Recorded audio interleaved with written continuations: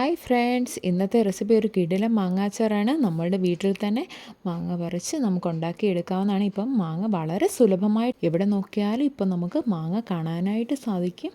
ആദ്യം മാങ്ങാച്ചാറ് തയ്യാറാക്കാനായിട്ട് മാങ്ങ പറിച്ചെടുത്തതിന് ശേഷം നന്നായിട്ട് നന്നായി കഴുകി വൃത്തിയാക്കിയതിന് ശേഷം അതൊന്ന് നന്നായിട്ട് ഒരു തുണി കൊണ്ട് തുടച്ചെടുത്തതിന് ശേഷം ആദ്യം നീളത്തിൽ മുറിച്ചിട്ട് ചെറുതായി അരിയുക. അതിനുശേഷം ചേരുവകൾ ചേർക്കുക.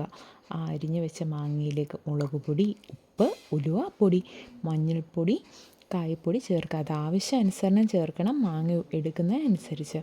അത് ചേർത്ത് അതിനുശേഷം നന്നായിട്ട് ഇളക്കി നന്നായിട്ട് യോജിപ്പിക്കുക.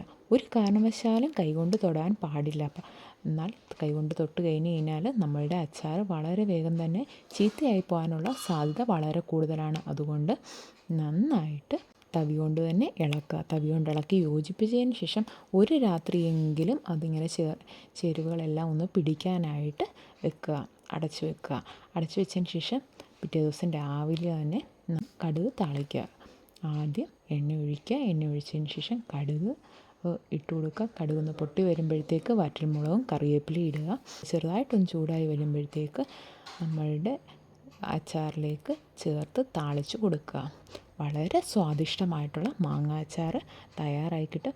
എല്ലാവരും ഇത് തയ്യാറാക്കി നോക്കണം.